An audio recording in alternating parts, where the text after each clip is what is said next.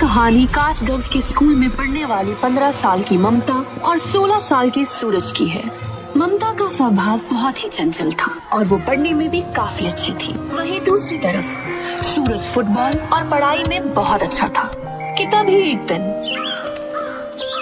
सूरज सुनो ना, हमें कब तक एक दूसरे के बिना ऐसे अकेले अकेले रहना पड़ेगा? अरे पगली, हम अकेले का है? हम तो रोजाना एक दूसरे से मिलते हैं। मेरे कहने का मतलब कुछ और है। क्या क्या बोलो? मुझे अब पूरी जिंदगी तुम्हारे साथ रहना है। अपने घर रह के थक गई हूँ। क्या बात है, आज तो मुझ पर ज्यादा ही प्यार आ रहा है। मजाक मत करो। देखो ऐसा नहीं है, मैं भी तुम्हारे साथ रहना चाहता हूँ, लेकिन अभी हम 18 के भी नहीं है। हम नाबालिग हैं यार। ठीक है, लेकिन तुम्हें जल्दी इसके बारे में कुछ करना होगा। अच्छा ठीक है बाबा, अब गुस्सा थूक दो। इन बातों के बाद दोनों घूमते हैं और कुछ देर बाद अपने अपने घर चले जाते हैं कि तभी एक दिन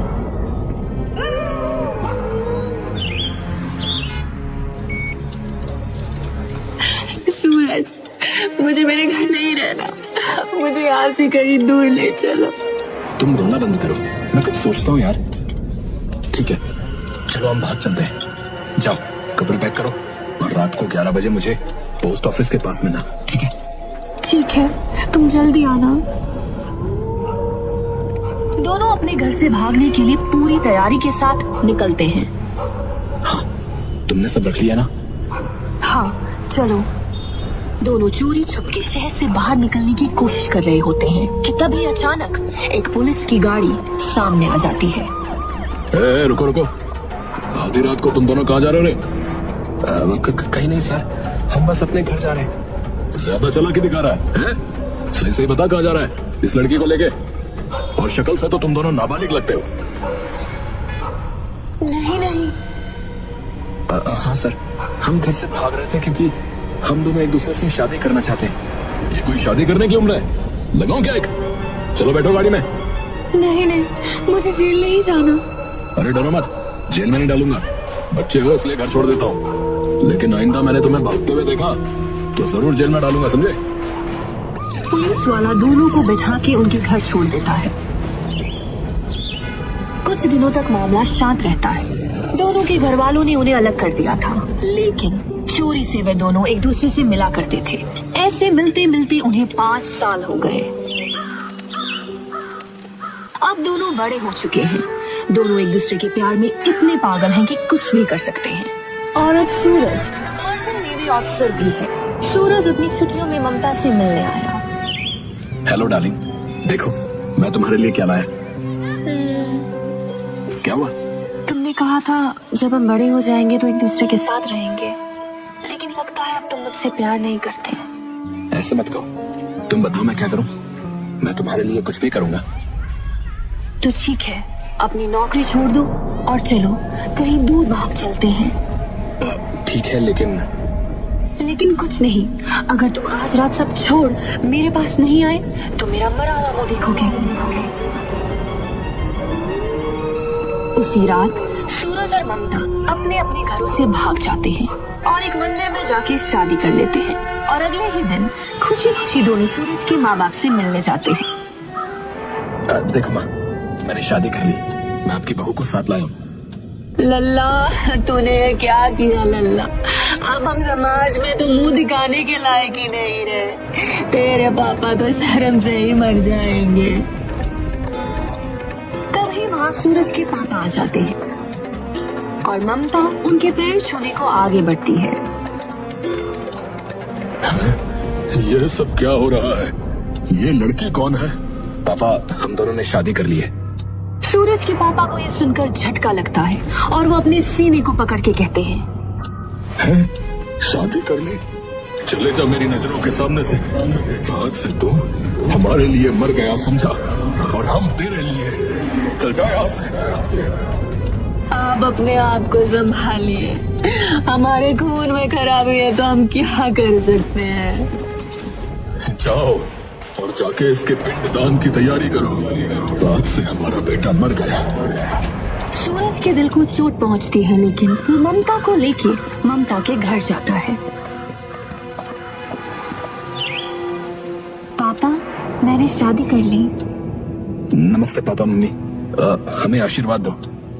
जब बच्चे हवा में उड़ जाते हैं तो उन्हें रोकना मुश्किल ही नहीं, नामुमकिन होता है।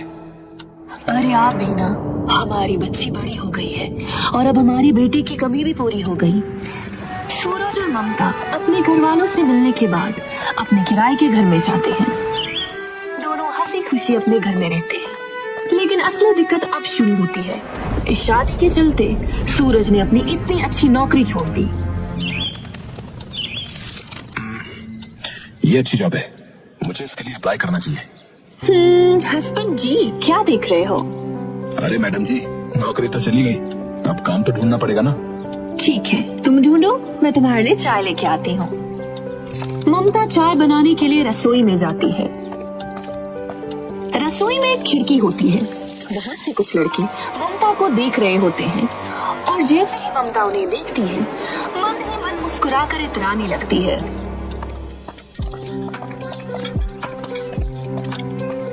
ये लो चाय।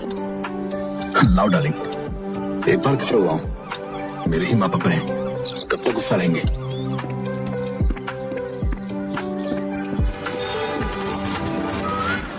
क्या भाई, क्या हाल? और ये खाना कहाँ से ला रहे हो? आदमी बिना कुछ बोले वहाँ से चले जाता है। बड़ा अजीब आदमी, बिना कुछ जवाब दिए ही चला गया। तभी सूरज अपने घर की ओर आगे बढ़ता है और देखता है कि उसके घर से धुआं उड़ रहा है। पापा। फिर सूरज की नजर उसकी तस्वीर पर पड़ती है, जिस पर फूलों का हार चढ़ा हुआ और उसके घर वाले उसका पिंडदान कर रहे हैं। ये देख उसके पैरों से जमीन खिसक जाती है और वो रोते हुए भाग जाता है। थोड़ी देर बस स्टॉप पर बैठने के बाद इंटरव्यू देने जाता है।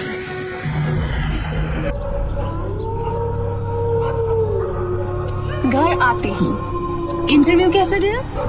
हाँ, अच्छा गया। कल से काम पर जाना है। क्या हुआ, कुछ बात है क्या? मेरे माँ पापा ने मुझे छोड़ दिया। मैंने इतनी बड़ी गलती की थी क्या? रो मत, मैं हूं ना। जैसे जैसे टाइम बीतता जाता है, चीजें ठीक होने लगती हैं और दोनों हंसी खुशी साथ रहते हैं। और 1 साल बाद उनके घर एक छोटी सी लड़की जन्म लेती है। मैं बहुत खुश हूँ, तुमने मुझे दुनिया की सबसे बड़ी खुशी दी है। देखो, ये बिल्कुल तुम्हारे ऊपर गई है। मैं इसके लिए कुछ भी करूँगा। दोनों मिलकर उनकी बेटी को पालते हैं और वो तीनों एक खुशहाल फैमिली की तरह जीते हैं कि तभी एक दिन सूरज का दूर का भाई घर आता है। अरे आओ भाई, यहाँ बैठो। इतने दिनों के बाद कोई अपना आया है। हाँ भाई, किसी को तो आना ही था। और बताओ भाभी कहाँ है? वो गुड़िया के पास है। ममता। हाँ आई। अरे देखो भैया आए, जाओ इनके लिए चाय बना लाओ।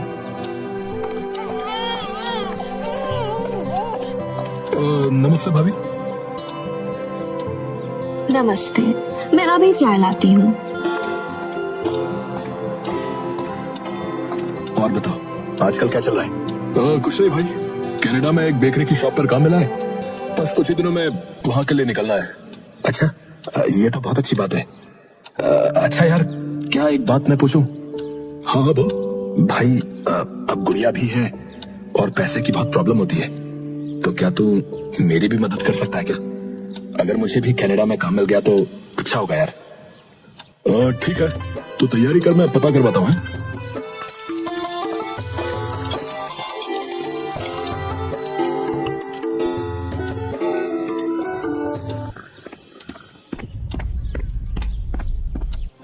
क्या तुम मेरे पीछे से हमारे घर और हमारी गुड़िया को संभालोगी? मुश्किल है तुम्हारे बिना रहना, लेकिन काम है, जाना पड़ेगा। और तुम परेशान मत हो, मैं संभाल लूंगी।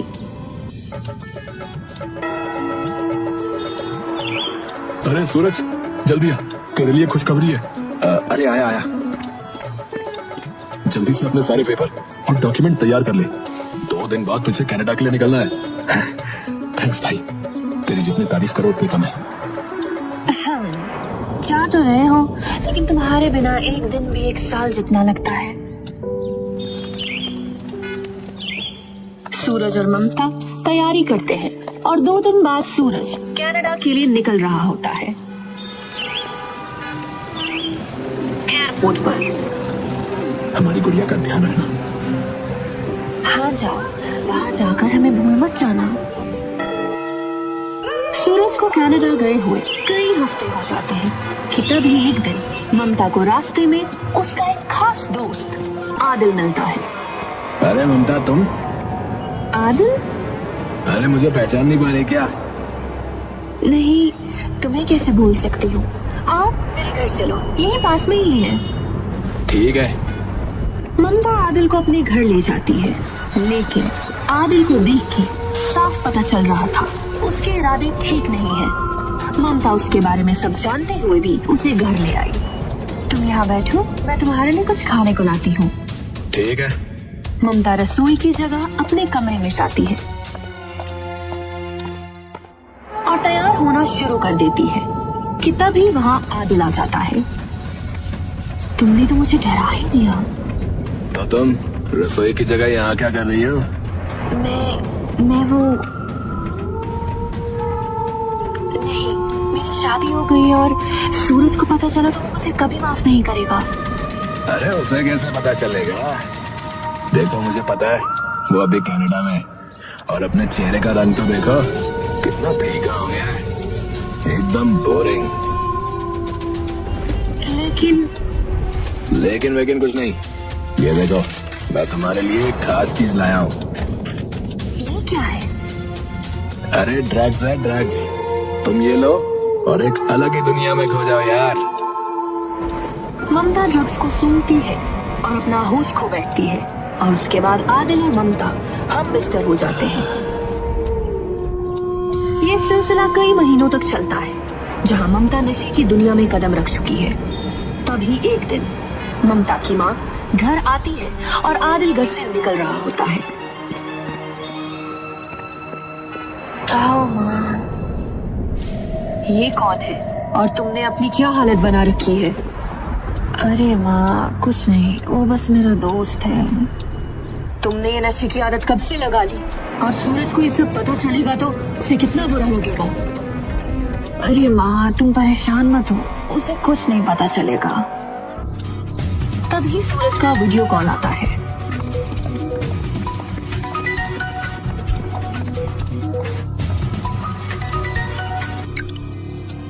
हेलो मम्मी जी। कैसे हो बेटा? आप हमारे घर हो? हाँ, ये लो ममता से बात करो। कैसे हो हस्बैंड? मैं ठीक हूँ। तुम्हें क्या हुआ है? ममता की माँ ममता से फोन छीन लेती है। अरे कुछ नहीं, बस नींद नहीं हुई है। ठीक है, आप ध्यान रखो। ममता और उसकी माँ को नहीं पता होता है कि सूरज कल की फ्लाइट से वापस आ रहा है। अगली सुबह सूरज ममता को सरप्राइज देने आता है। ममता दरवाजा खोलती है। सरप्राइज? तुम? मेरा मतलब है तुम यहाँ कैसे? अरे मैंने सोचा मेरी बीवी मुझे देख के खुश होगी, गले लगाएगी, लेकिन तुम्हारे तो होश उड़े हुए। नहीं, ऐसा कुछ नहीं है। सूरज अंदर आता है और देखता है कि सामने टेबल पर सारे नशे का सामान रखा हुआ है। ये सब क्या है? तुम मेरी पीठ पीछे ये सब कर रही हो? ये सब मेरे दोस्त का है, वो इसे यहाँ गलती से भूल गया है। ठीक है, तुम कहती हो तो मान लिया, लेकिन गुड़िया का है? ओ गुड़िया माँ के पास है। तुम फ्रेश हो जाओ, मैं कुछ खाने को बनाती हूँ। सूरज फ्रेश होने चला जाता है। ये सारी बातें उसके दिमाग में चल रही होती हैं और वो ममता पर भरोसा नहीं कर पा रहा था। मुझे मेरे प्रोजेक्ट के सिलसिले में थोड़ा काम है, मैं आता हूँ। लेकिन तुम तो अभी आए हो। हाँ लेकिन काम है, थोड़ी देर में आता हूँ। ममता ने इस बात का फायदा उठाया और आदिल को बुला लिया। Hello baby. जल्दी अंदर आओ और सामान भी मुझसे रहा नहीं जा रहा। अरे इतनी भी क्या जल्दी है? आदिल ममता दोनों नशे करते हैं और संबंध बनाते हैं। तभी अचानक सूरज दरवाजे पर दस्तक देता है। अरे ममता, जल्दी दरवाजा खोलो, मैं अपना फोन तो यही भूल गया। ममता डरते डरते दरवाजा खोलती है। अरे जल्दी हटो यार, लेट हो रहा है। तभी सूरज आदिल को उनके बिस्तर पर सोए देख लेता है। ये देखते ही उसके पैरों के नीचे से जमीन खिसक जाती है। ये कौन है? और ये हमारे बिस्तर पर? मेरी बात सुनो, मैं तुम्हें समझाती हूँ। तुम मुझे क्या समझाओगी? मैंने तुमसे इतना प्यार किया और तुम्हारे लिए सब कुछ छोड़ भी दिया, और तुमने मेरे ही साथ धोखा किया। देख भाई, तू ठहरा परदेश, तो किसी को तो तेरी कमी पूरी करनी ही थी ना वे। ये बात सुनते ही सूरज और आदिल के बीच हाथापाई हो जाती है और आदिल मौका देख भाग निकलता है। उसके बाद देखो, मैं तुमसे इतना प्यार करता हूँ, तुम्हारे बिना नहीं रह सकता, इसलिए मैं तुम्हें एक और मौका दूंगा, लेकिन तुम्हें नशा छोड़ना होगा। नहीं नहीं नहीं, मैं पागल हो जाऊंगी। अरे संभालो अपने आप को। इस घटना के बाद सूरज ने ममता को समझाने की बहुत कोशिश की, लेकिन ममता नशे की दुनिया में बहुत आगे निकल चुकी थी। वो चोरी छुपे जाकर आदिल से मिलती और उसके साथ नशे करती। सूरज ने उसे समझाने की बहुत कोशिश की, लेकिन वो नहीं मानी। तो आखिर में आकर सूरज ने ममता से तलाक लेने का फैसला किया। अरे अपने पति को तलाक लेने से रोक, क्योंकि अगर उसने तुझे तलाक दे दिया तो पैसे कहाँ से आएंगे? अरे मुझे भी अब उसके साथ नहीं रहना है। तलाक के बाद हम दोनों शादी कर लेंगे। आदिल इस बात से खुश नहीं था, लेकिन उसने कुछ नहीं कहा। एक दिन, ममता प्लीज तुम वापस आ जाओ, तुम जो बोलोगी वो करूंगा, अपनी बच्ची के लिए आ जाओ। नहीं, मुझे तुम्हारे साथ नहीं रहना। एक बार अपनी बच्ची की तरफ तो देखो। ममता सूरज की एक नहीं सुनती और आदिल के पास चली जाती है। मुझे लगता है हमें सूरज को ठिकाने लगाना पड़ेगा, ये जीते जीना तुम्हें जीने नहीं देगा। मुझे भी यही लगता है, और ड्रग्स भी नहीं लेने देता, लेकिन हम ये करेंगे कैसे? मेरे पास एक प्लान है, सुनो। ठीक है। अगले दिन ममता मेडिकल स्टोर जाती है और चूहे मारने की दवाई खरीदती है। बर्तन वाले से कसाई वाला चाकू लेती है, और वहीं दूसरी ओर आदिल एक नीला ड्रम खरीदता है। सारी तैयारी हो गई? हाँ, आगे का काम तुम्हें पता है ना। हाँ, वो सब तुम मुझ पर छोड़ दो। ममता सूरज के पास जाती है और उसे मनाती है और उसके लिए खाना बनाती है। थैंक्स ममता। सूरज खाना बहुत चाव से खाता है, लेकिन बेचारा इस बात से अनजान था कि ममता ने उसके खाने में जहर मिला रखा है और आगे चल के उसके साथ क्या होने वाला है। सूरज ने दम तोड़ दिया था। वहीं दूसरी ओर ममता और आदिल ने एक नई वारदात को अंजाम देने की तैयारी कर रखी थी। क्या तुम तैयार हो? हाँ। ये लो चाकू और उसके शरीर के टुकड़े टुकड़े कर दो। ममता ने सूरज के जिस्म के टुकड़े टुकड़े कर दिए, और ये करते वक्त ममता के हाथ भी नहीं कांपे। उसने एक पल को भी अपने प्यार और उस बच्ची के बारे में नहीं सोचा। सूरज के शरीर के टुकड़ों को आदिल ने उस नीले ड्रम में डाला और ऊपर से सीमेंट गोल की डाल दिया। उस कमरे में चारों ओर खून ही खून था। हाँ, जब प्यार किया तो डरना क्या। ममता सारे सबूत मिटाकर अपने आसपास के पड़ोसियों को जा जा के बताती है कि वो और सूरज कुछ दिनों के लिए घूमने जा रहे हैं। उसके बाद आदिल और ममता हिमाचल, कसोल और मनाली घूमने निकल जाते हैं। जब ये दोनों घूम के आते हैं तो ममता को अपनी गलती का एहसास होता है। पापा, मुझसे बहुत बड़ी गलती हो गई है। बेटा शांत हो जा, बता आखिर बात क्या है। वो बेटा बोल, घबरा मत। माँ, वो मुझसे सूरज का खून हो गया है।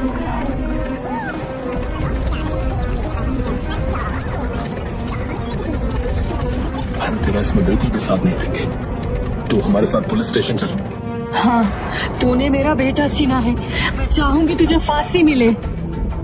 दोनों मिलकर ममता को पुलिस स्टेशन लेके गए और आदिल और ममता ने अपना गुनाह कबूला। वहीं दूसरी ओर पुलिस को जांच पड़ताल में पता चलता है कि जो मां अपनी बेटी की फांसी की सजा मांग रही थी, उसी मां को सूरज के कनाडा के अकाउंट से पैसे भेजे जाते थे। अगर कोर्ट ने सूरज को समय पर तलाक दे दिया होता तो आज उस मासूम की जान नहीं